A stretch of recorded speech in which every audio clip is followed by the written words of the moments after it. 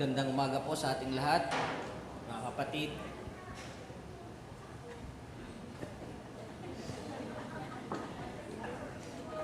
Green, saka green talaga. Okay.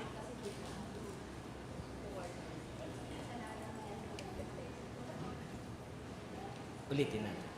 Okay? Magandang umaga po sa ating lahat, mga kapatid. Ngayon po ay tayo po ay magtatalaga mag-aalay ng mga buhay na ipinagkaloob ng ating Panginoon sa ating mga kapatiran. Ito po ay palagi talagang ginagawa natin sapagkat ang mga batang ito ay mula sa ating Panginoong Diyos. Kaya ngayon po, tinatawagan ko po ang mga may anak, siyempre. Kasi parang marami ito eh. Kay Noah King de los Santos, saka yung kanyang mga magulang. Kay Maylene, si Maylene, at saka yung mga ninong at ninang. Umakyat na po kayo. Kay Hero de los Santos, ang kanyang nanay, Margie de los Santos, sa kanyang mga ninong-ninang. Umakyat na rin po kayo. Kay Cristel Lorenzo, Dino Lorenzo, sa kanyang mga magulang, sa kanyang mga ninong at ninang. Pang-apat, kay Lovely Lorenzo. Ayun. Marami.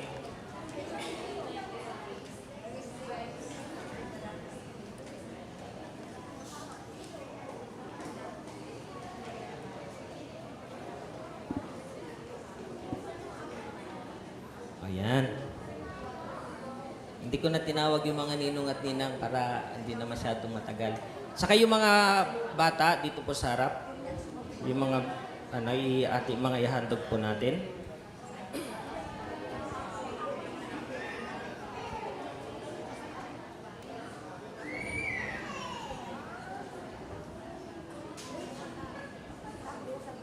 Wala na po.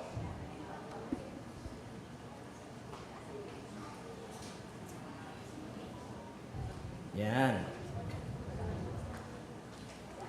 Mga kapatid sa pananampalataya, tayo po ngayon ay narito, sasaksi sa isang pasasalamat o paghahandog ng mga batang ito sa ating Panginoon. Ito ay biyaya mula sa Diyos.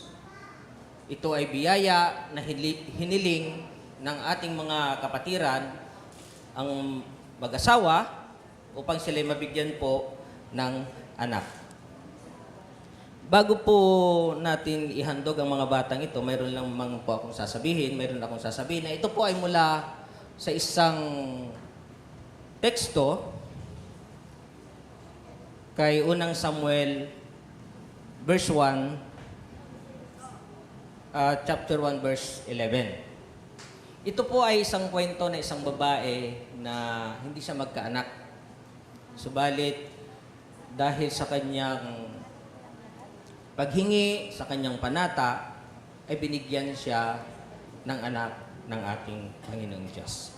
Pakinggan po natin Ganito ang kanyang panalangin. Yahweh, ito po si Ana na hindi magkaanak.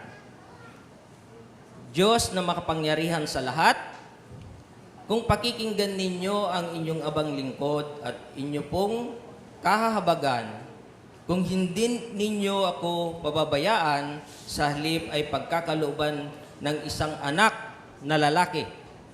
Noon lalaki yung hinihiling niya. Ngayon, pwedeng babae. Ihahandog ko siya sa inyo at habang buhay na siya'y nakalaan sa inyo, hindi ko ipapaputol ang kanyang buhok. Kung titingnan po natin mga kapatid,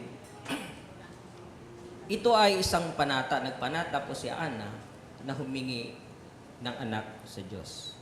At sa tingin niyo, ito po ay pinagbigyan. Ito po ay pinagbigyan. Kaya mayroong siyang inihandog. Sabi po dito, una pa lang, kahit wala pa yung anak, Ano po yung sinabi niya? Ihahandog ko. Ibig sabihin, tayo ay humiling at siyempre, pinagbigyan tayo ng Panginoon, ibinigay ng Panginoon ang ating kahilingan, dapat naman na ito ay tutuparin natin. Pangako ito, pangako ni Ana, at siyempre tayo rin ay mangangako. Kayo rin po ay mangangako. Bakit sinabi na hindi papaputol ang buhok? Ibig sabihin, walang makakapigil. Kahit sino, hindi mapipigilan. At siya mismo, ay siya rin ang pipigil doon sa mga tao na nagnanais pigilan ang kanilang anak para sumamba sa Diyos. Gustong-gusto ni Ana na ang kanyang anak ay habang buhay. Kaya tayo mga kapatid, yung ating mga anak na ihahandog, ay siyempre dapat habang buhay din natin sila nahayaan, sumamba, magtiwala sa Diyos. Amen? Minsan, tayong mga magulang ay tayo ang pumipigil doon sa pagsamba ng ating anak. Pero wag nating gagawin yon. Dahil mapapahiya tayo kapag ang ating mga anak na mismo ang nagdesisyon na sumamba sa ating Panginoon. Amen? Wag nating pipigilan ito sapagkat ito ang nais na mangyari ng ating Panginoon. Mayroon pang isa, sa Kawikaan 22 verse 6, sabi po dito, ituro sa bata ang daang dapat niyang lakaran at hanggang sa paglaki din niya ito malilimutan. Alam nyo, mga kapatid, ang bawat bata sa sinapupunan ng ating mga magulang, hindi pa yan nabubuo. Alam na ng Diyos kung ano ang kapalaran niyan, kung ano ang gagawin ng Panginoon diyan. Tayo naman mga magulang, doon pa lang sa kabusmusan, ituturo na natin kung paano matakot sa Diyos. Ituturo natin kung paano gumalang. Ituturo natin kung paano sumunod sa Diyos. Dahil habang tinuturoan natin siya habang maliit pa yan, ay sigurado na hindi na ito mawawaglit sa kanya. Mayroon akong nakikitang mga bata dito. Maliit pa lang, nasa sinapupunan pa lang ng kanilang magulang, kinakantahan na nila ng awit para sa Diyos. At siyempre, ngayon makikita mo, may mga example dito ng mga bata, talagang umaawit sila. Mga bata pa lang ang inaawit nila ay ang pagpupuri sa ating Panginoon. Ibig sabihin, ang mga magulang niya ay patuloy na inuugnay nila ang kanilang mga anak sa Diyos. Kaya, siyempre, tayong mga magulang dito ngayon, siyempre yung mga ninong at ninang, ay alam niyo na mamaya.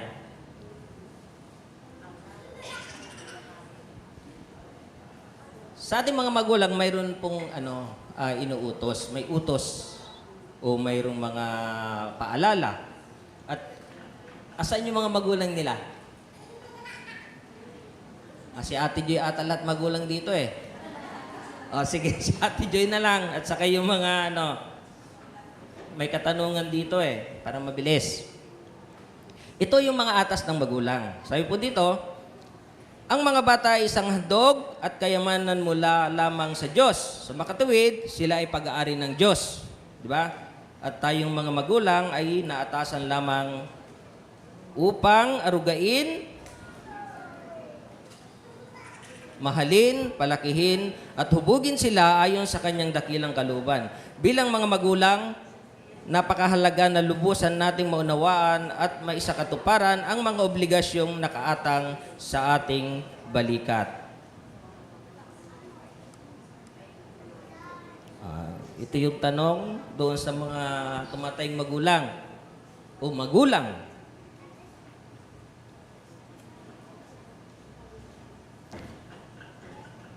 Kayo ba'y nangangako sa harap ng Diyos at sa harap ng kapulungan ito na gagawin ninyo ang sa tulong ng may kapal ang lahat ng iyong makakaya upang palakihin ang mga batang ito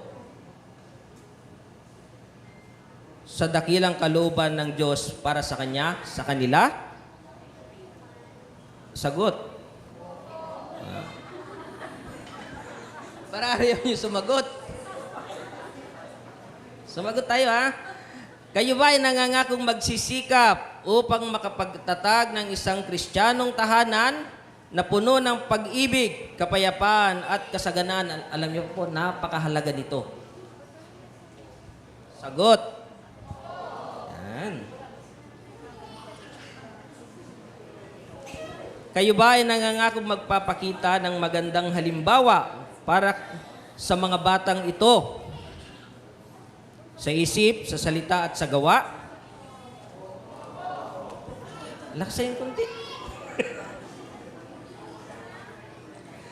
Sa pagkakataong dumating ang panahon, lumaki at tawagin ng Panginoon ang mga batang ito sa isang buhay ng paglilingkod sa Diyos, ipinapangako ba ninyong hindi nyo sila ipagkakait? Opo. Yan. Ayun, ito yung isang matindi, yung mga bulsa, mga ninong at ninang. Para naman po sa inyong mga napiling ninong at ninang, bilang mga pangalawang magulang, kayo ba ay nangangako na kayo susuporta sa mag-asawang, yung mga nanay at tatay ng mga bata,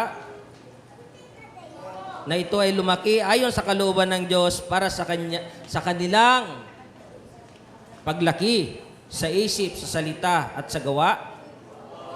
Yan.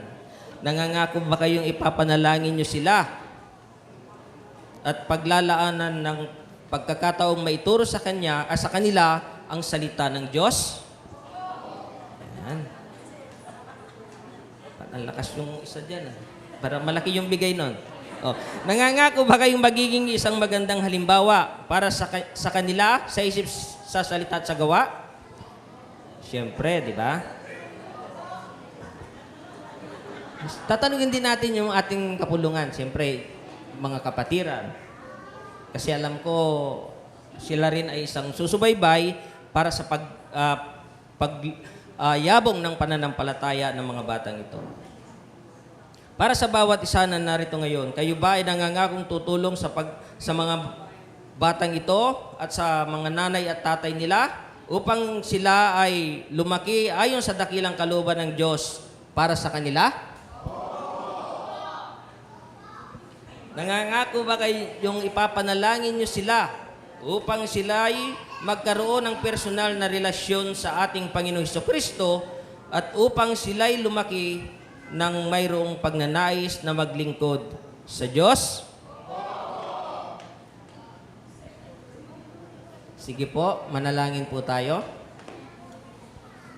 Ama naming nasa langit, kayo po ang Diyos na nagtatag ng pamilya ayon sa inyong dakilang plano. Kami po ay dumudulog sa inyong harapan ngayon upang italaga ang mga batang ito alin sa pagsunod sa inyong kalooban. Maraming salamat, Ama, sa pagpapalan ng buhay ng mga batang ito sa kanilang mga magulang. Dalangin po namin na kayo po ang magbigay ng mga biyaya upang sila, Panginoon, ay lumaki ng naayon sa iyong kalooban. Maraming salamat. Ito po ang aming dalangin sa pangalan ng aming Panginoong Hesus. Amen. Sige po. Saan sila? 1, 2, 3, 4. Paano kaya ito?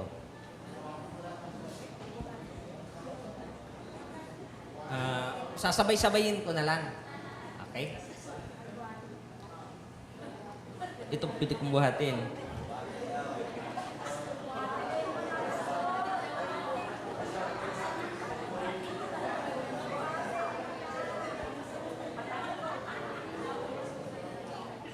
Ang paghahandog po natin sa kanila ay talagang napaka mahalaga. Dahil siyempre hindi lang ako bilang isang ministro ng ating Panginoon, ang kanilang magulang, at siyempre kasama po tayong lahat. Kaya tumayo po tayong lahat. Itaas po natin ang ating kamay para sa kanila.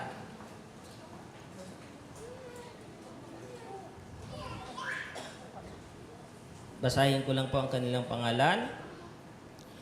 Lovely May Lorenzo, Cristel Dino Lorenzo, Noah King Habok de los Santos, Hero Habok de los Santos. Bilang ministro ng ating Panginoon, kaisa ng inyong mapagmahal na magulang, at ang mga taong narito na patuloy nagagabay sa inyong pananampalataya, ay inihahandog namin kayo sa Diyos na manlilikha, tagapagligtas, pinagmumulan ng buhay, tagapangalaga, manggagamot, Panginoon, at manunubos nating lahat. Sa pangalan ng Ama, ng Anak, at ng Banal na Espiritu. Amen. Amen. Ano po? Congratulations po. Kayo po ay naihandog na sa ating Panginoon, kaya next week, dapat andito pa rin kayo. Susunod na week, andito pa rin kayo. Susunod na week, hanggang susunod na taon, tuloy-tuloy, andito kayo. Amen? God bless po sa inyong lahat.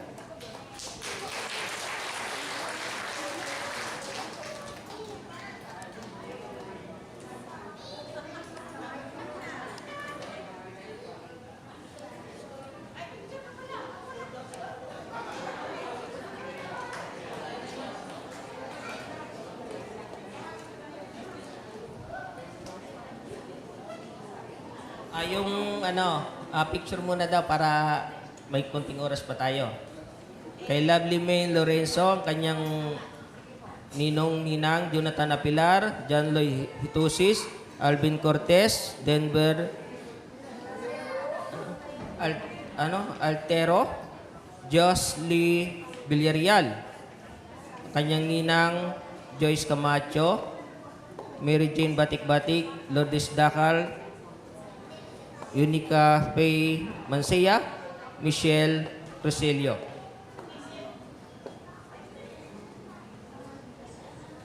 Kay Cristel Denio Lorenzo naman, kanyang tatay. Kay Leonard at sa kanyang nanay ay Christy.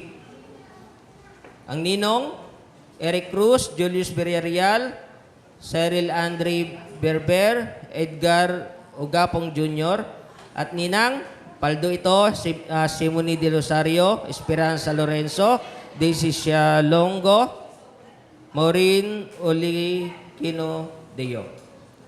Kay Noah King, naman ang de Los Santos, mother niya Maylene, saka at ang kanyang ninong, Bonifacio Agliones Jr., Mark San Miguel, Christian Hitusis, ninang, Shelo Marie Hitusis, Sherilyn Hitusis, Yasmin Hitusis. Okay, kay Hero Habok de Los Santos naman, mother niya Margie de Los Santos, ang ninong RG Hitusis, Gio Marie Rebeliosa, Melvin de Los Santos, ninang Yolanda Maling, Stephanie Bergorio, and Tricia Hitusis. Yan po, yung mga picture at saka tayo manalangin. Okay?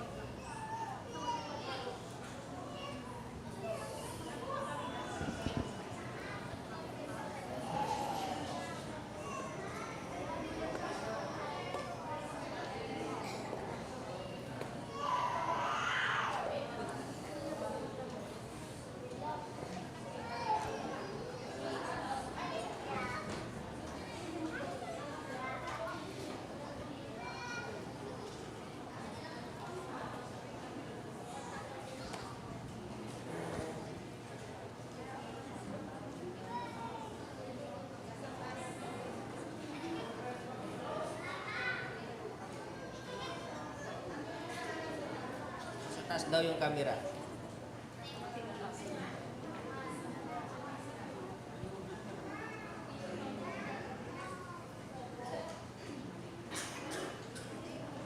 Okay, manalangin po tayo. Dakilang Diyos, maraming salamat Panginoon. Pagpalain nawa ng Panginoon at ingatan ang bawat isa, ang bawat bata na naihandog. Paliwanagin nawa ng Panginoon ang kanyang mukha sa kanila at kahabagan sila. Maraming salamat o God, ilingap nawa ng Panginoon ang kanyang mukha at bigyan sila ng kapayapaan ngayon at magpakailanman. Amen. Amen.